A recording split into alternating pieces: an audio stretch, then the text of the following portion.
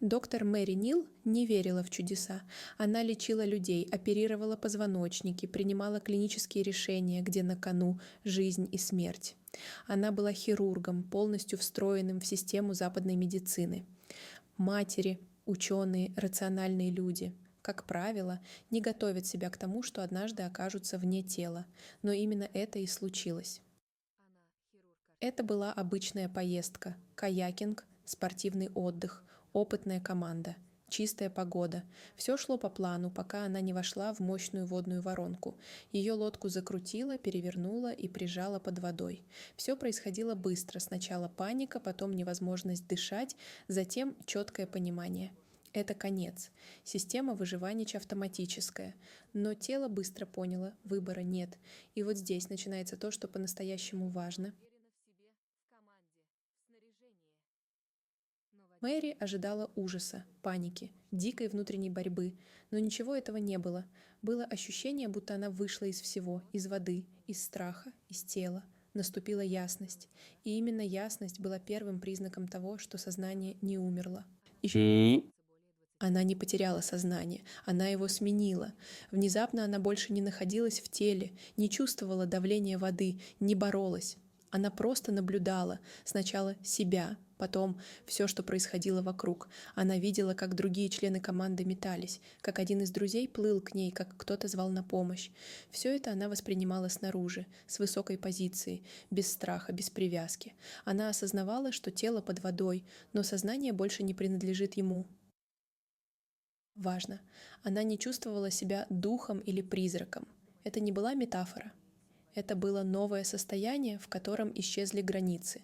Не было «я», здесь, они, там.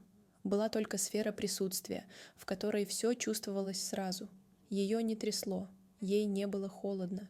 Наоборот, присутствовала странная теплота, наполненность, отсутствие времени. И именно отсутствие времени стало первым серьезным сдвигом в восприятии. Она не знала, сколько времени пробыла мертвой.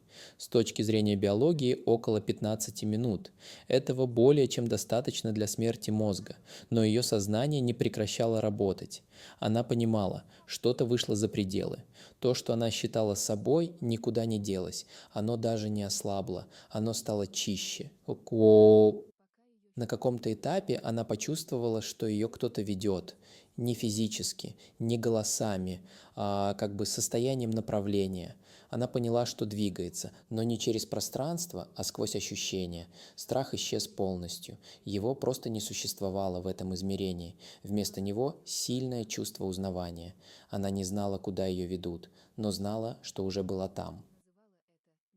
Этот парадокс преследовал ее всю ту сторону. Все было новым и абсолютно знакомым одновременно. Она не могла объяснить, откуда приходит знание, но оно было, уверенное, мягкое, и оно не требовало ни доказательств, ни объяснений.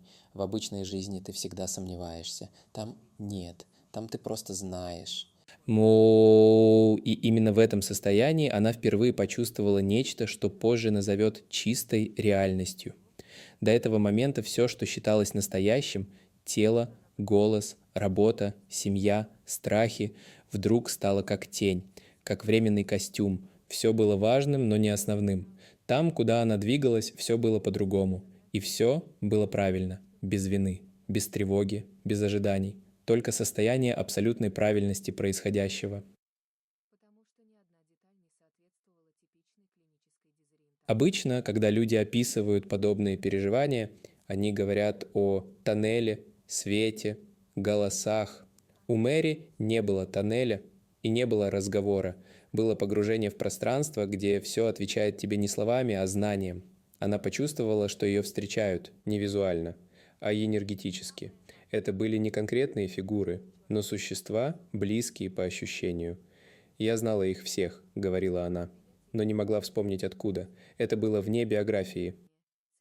Многие ожидают, что врач, хирург, скептик будет искать логическое объяснение, но ее главное открытие заключалось в том, что там не было логики. И это было нормально, там не нужно было объяснять. Все просто происходило, и ты принимал это как факт. Было состояние полной прозрачности, Ее «я» было читаемо. Без слов, без масок, без попыток что-то скрыть. Все было ясно всем. И это не пугало. Это, наоборот, освобождало. Она говорила: «Наконец-то мне не нужно было объяснять, почему я такая. Я просто была, и этого было достаточно». В этом состоянии она не чувствовала, что умерла. Она чувствовала, что вернулась. И в этой простой фразе главное: не оказалась в раю, не была вне тела, а именно вернулась туда, где уже была до этого. Это не было зрелищем, это было узнаванием настоящего, к которому не нужно было привыкать.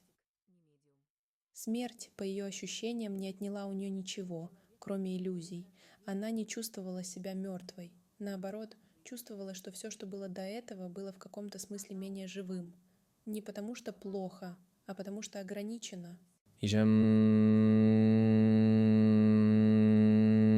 Вернувшись позже в тело, она скажет: «Физическая жизнь — это как смотреть на мир через узкую щель, а там панорама, без фильтра, без искажений, без необходимости доказывать, что ты существуешь». И именно в этом первая сила ее рассказа. Она не доказывает, что была в раю. Она говорит: то, что мы называем жизнью, лишь фаза, настоящее начинается после сброса оболочки.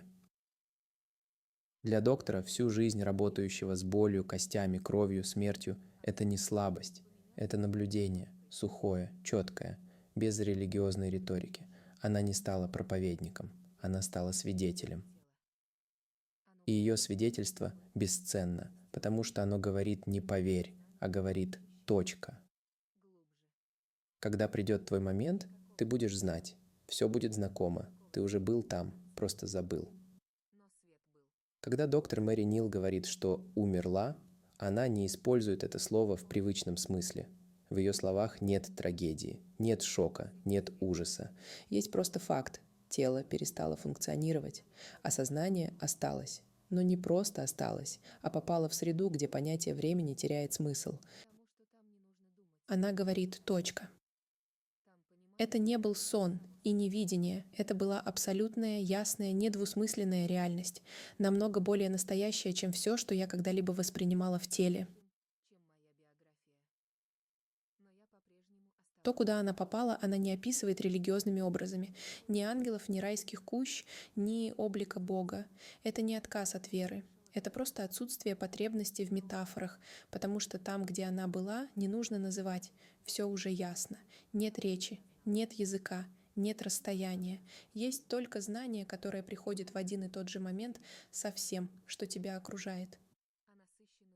Первое, что она почувствовала — тотальное узнавание. Все, что происходило, не вызывало ни удивления, ни страха, только ощущение, что она всегда знала, что это существует, просто временно забыла. Ее не вели, ее не заставляли, ее просто встретили. Кем? Она называет это присутствиями. Это не люди, не духи, но формы сознания, которые она знала глубоко и безусловно. Они не разговаривали с ней, но она знала, что они ее любят. Без умов, без причин. Это не чувство «меня любят» в привычном эмоциональном смысле. Это состояние полного и окончательного принятия, в котором исчезает всякое понятие плохого или ошибочного. Она говорит «точка». Я поняла, что меня никогда не судили, никогда не наказывали и никогда не требовали ничего взамен. Все, что я считала виной, было иллюзией. Там, в том пространстве, не было времени. Это сложно объяснить, потому что все в нашей жизни подчинено линейности. Сначала, потом причинам и следствия. Там все происходило сразу, не быстро, а вне времени. Она говорит «точка». Я понимала все одновременно. Я знала все обо всем, но при этом не перегружалась. Это не знание в привычном смысле. Это как если бы все было мной. Она не узнала смысл жизни. Она просто перестала его искать, потому что в том состоянии все уже имело смысл по факту своего существования. Не было вопросов, потому что все происходящее отвечало себе само. Важный момент. Она не чувствовала себя отдельной. Ее «я» не исчезло. Оно расширилось до границ всего окружающего. Это не растворение, как часто говорят. Это включенность. Она не перестала быть собой. Она просто стала одновременно всем, что ее окружало. Она говорит «точка». Я чувствовала каждую душу, каждую вибрацию, каждое движение, но не в образах, а как единую ткань, где я не центр, но и не часть. Я — это все, и все — это я. Ты можешь спросить «это был рай?» Она отвечает «точка». Если вы под раем понимаете место, где ничего не болит и все красиво, нет, это не рай, это не место, это реальность вне искажений, без искажений времени, страха, боли, сравнения. Что еще она увидела? Не картины, не архитектуру. Она увидела поток. Состояние, которое невозможно передать образами. Это было как движение без направления, как дыхание без вдоха и выдоха, как свет, который не светит, а просто существует. Она вспоминает точка. Я осознала, что знала это состояние еще до рождения, что я вышла из него, когда пришла в тело, а теперь вернулась. Это признание ставит под сомнение все привычное понимание жизни как линии. Родился, жил, умер. Для нее стало очевидным, что жизнь в теле — это короткий эпизод в бесконечном процессе, и что смерть не граница, а возврат в базовое состояние. Многие, пережившие клиническую смерть, описывают обзор жизни, будто перед ними проходят кадры прошлого. У Мэри это было не как фильм, а как чистое понимание всех причин и последствий каждого своего действия одновременно. И что главное, она не осуждала себя, потому что то, что она увидела, было не хроникой ошибок, а историей роста. Каждое решение, каждая ошибка, каждый страх — это была попытка вспомнить. Даже самые темные моменты были шагами домой. Она поняла, что ее жизнь — это не случайность и не экзамен, а договор, что она согласилась прийти, и что она знала, что вернется, и теперь просто вспомнила об этом. Особенно сильно прозвучал момент, когда она вспомнила себя до рождения. Я вдруг поняла, что у меня уже был этот опыт, что я приходила в тела раньше и знала, как это устроено, просто на время забыла и теперь вспомнила. Это не теория реинкарнации, это не философия. Это внутреннее знание, которое не нуждается в доказательствах, потому что там, где она была, не было сомнений, только ясность. Она не хотела возвращаться, все в ней было готово остаться, потому что там нет боли, нет временных ожиданий, нет страха, что ты не успеешь, не сможешь, не поймут. Там все уже понято, и ты принят. Но ей сказали еще рано, опять не словами, а через состояние. Ты должна вернуться, ты еще не закончила. И вот здесь начинается самое трудное — возвращение. Когда доктор Мэри Нил поняла, что возвращается, это не вызвало у нее ни радости, ни облегчения, только удивление и в каком-то смысле сопротивление. Не потому, что она хотела умереть, а потому, что возвращение казалось падением в более тяжелую реальность. Я чувствовала, как что-то тянет меня обратно, не руками, не силой, а словно контракт, который я не помню, но должна исполнить. Это было не ты должна, а ты уже согласилась. Просто пришло время. До этого момента все было тихо, плавно, естественно, а теперь началось сжатие. Ощущение, будто все великое и бесконечное, чем оно было, загоняется обратно в узкую форму. Тело, имя, воспоминания. Все возвращалось, как через воронку, медленно, тяжело и с нарастающим сопротивлением. Мне не было страшно, но было больно, не телесно, экзистенциально, как будто ты снова надеваешь тесную обувь после того, как босиком прошел по траве, по воде, по воздуху, и теперь снова шнурки, снова границы, снова правила. Физическое тело в это время все еще находилось под водой. По медицинским стандартам 15 минут без кислорода означают необратимые последствия. Но когда ее достали, сердце запустилось, тело начало дышать. Но душа вернулась не сразу. Это важный момент, о котором она говорила потом. Но я не вошла в тело как в комнату. Это был болезненный процесс. Не хочу романтизировать. Это была борьба. Я не хотела возвращаться. Я чувствовала. Я ничего не потеряла там. Но теперь я теряю все, что было настоящим. В первые минуты она не могла говорить, не могла объяснить, что произошло. Медики и друзья радовались. Она выжила. А она молчала, потому что слова снова казались бессмысленными. После пережитого состояния тотального смысла без слов язык показался ей грубым, неуклюжим, беспомощным. Я смотрела на лица людей и понимала, я снова должна играть, говорить, объяснять, доказывать, жить по правилам, а я только что была там, где все это не нужно. Вернувшись, она почувствовала тело. Оно болело, дышать было трудно. Позже оказалось повреждение позвоночника, множественные травмы. Но больше всего болело не это. Болело чувство потери другого состояния, в котором больше не было страха, времени, ожидания, сравнения. Когда я была по ту сторону, я не задавала вопросов. Все просто было. А здесь снова мысли, сомнения, пульс, ожидание. Я как будто вошла в здание, из которого уже вышла. И дверь захлопнулась за мной. Ближайшие недели стали испытанием, не только физическим, но и психическим. Ее состояние описывалось как заторможенность, диссоциация, эмоциональная вялость. Врачи говорили посттравматический синдром, но она знала, это не травма, это переход.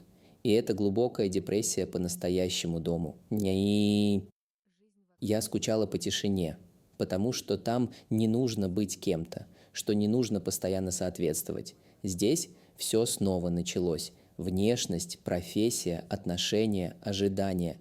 А я только что поняла, что все это костюм, и теперь я должна снова его носить. Она не могла сразу говорить об этом. Люди не понимали. Даже близкие, даже коллеги.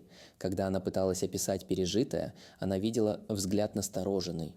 Сочувствие, вежливость, попытка списать – это на шок или гипоксию. Но внутри она знала – это не был бред. Это была реальность, которую просто нельзя объяснить тем, кто еще не чувствовал ее.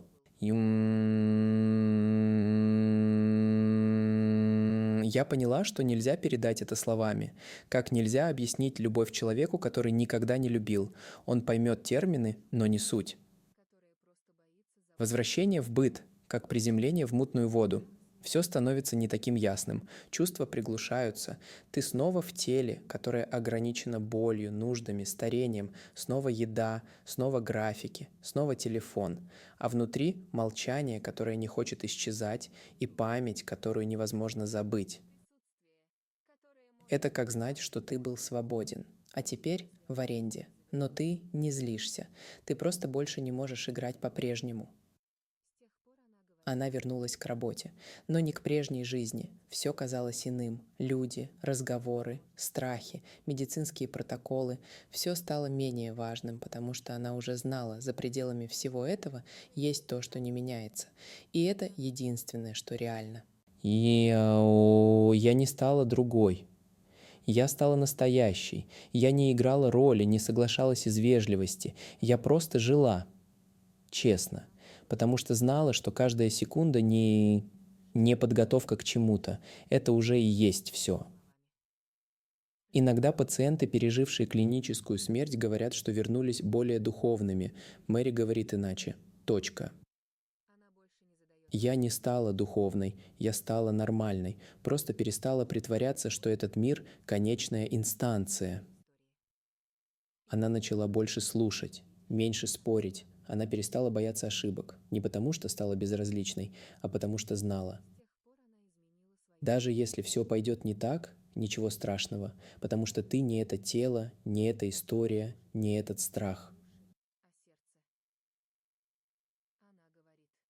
И в этом главное. Она не вернулась, но с ответом. Она вернулась, но с состоянием. И это состояние — это знание, что за всем, что происходит, есть глубина, в которой ты уже был.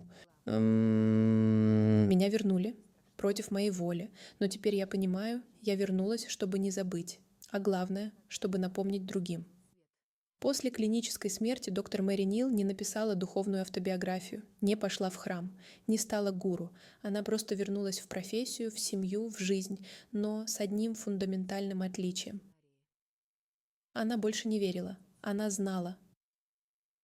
Разница между верой и знанием в том, что вера требует усилия, поддержки, аргументов. Знания нет, оно просто есть, и оно не тревожится, не требует слов. Она не утверждает, жизнь после смерти существует. Она говорит спокойно. Точка. Я была там. Я больше не думаю об этом. Я просто живу с этим. Это не история о том, как человек стал лучше. Это история о том, как человек перестал бояться быть собой, потому что понял, все, что кажется крахом, болью, потерей, временное и условное. А за этим нечто настолько надежное и простое, что описывать его почти кощунство. Мне не нужно больше защищать свою точку зрения. Я не ищу доказательств. Я не спорю. Я не доказываю Богу, что я достойна, потому что знаю, все, что я есть, уже достаточно. То, что она пережила, не сделало ее лучше, но сняло с нее лишнее. Маски, защиты, привычные роли. Она перестала быть правильным врачом, примерной матерью, оптимистом. Она просто стала собой, не потому что это цель, а потому что больше не может быть иначе. Я не пытаюсь угодить жизни. Я знаю, что она всего лишь одна из форм, в которой я существую. Смерть перестала быть для нее врагом. Страх исчез не теоретически, а фактически. Он не нужен, потому что ты не заканчиваешься ни в момент остановки сердца, ни в разрушении тела, ни в утрате. Все, что ты есть, непрерывно, не в смысле вечной жизни, а в смысле присутствия за пределами форм. Мне больше не важно, как долго я проживу. Мне важно, насколько честно я проживу то, что есть. Она не утверждает, что знает, как все устроено. Наоборот, она подчеркивает, там нет устройства, нет структуры, нет лестницы. Там-то среда, в которой ты и есть все. И это настолько просто, что для объяснения не хватает языка. Все, что мы знаем, пытается дать название Бог, любовь, свет. Но там названий нет, только ясность, от которой становится спокойно. Я знаю, что смерть — это возвращение. И я знаю, что никто не уходит туда один. Мы все сопровождаемся. Мы все не случайны. Никто не умирает зря. После того, как она вернулась, изменилось все. Не внешне, а изнутри. Она перестала бояться потерять. Потому что ничего не теряется, человек уходит, связь остается, тело разрушается, сознания нет. Важна не форма, а внимание, которое ты вкладываешь в нее, пока она с тобой. Я больше не молюсь о помощи. Я просто вхожу в тишину и слушаю, и тишина всегда отвечает. Ее работа как врача тоже изменилась. Она стала внимательнее к боли, но не как к страданию, а как к процессу, который не нуждается в интерпретации. Она больше не обещала «все будет хорошо». Она просто была рядом, потому что понимала, иногда это и есть все, что нужно. Смерть — это не противоположность жизни, это конец формы, но не конца. Никто не умирает навсегда, потому что никто не был создан навсегда. Мы не конструкции, мы состояние. Для нее исчезли вопросы вроде «что, если Бога нет?», потому что вопрос перестал быть важным. Она была там, где все еще это Бог, но не в виде личности, а в виде пространства сознания, в котором все имеет смысл без пояснений. Я не боюсь боли, потому что за ней всегда есть тот, кто чувствует, и он не страдает, он просто наблюдает, а потом возвращается домой. Она больше не ищет миссию, не строит планы до конца жизни, потому что знает точку. Ты не обязан ничего успеть, ты не обязан все понять. Ты здесь, чтобы пройти часть пути, потом вернешься и снова выберешь, куда дальше. Это не отменяет любви, не делает жизнь бессмысленной, наоборот, усиливает ее ценность, потому что каждый момент становится не шагом к смерти, а напоминанием о бессмертии, не метафизическом, а внутреннем, тихом, спокойном. Теперь я не верю, я знаю. И мне не нужно больше говорить об этом. Я просто живу, как будто смерть никогда и не была концом. И это, пожалуй, главное. Она больше не боится молчать, потому что знает точку. Самое важное передается не словами, а присутствием.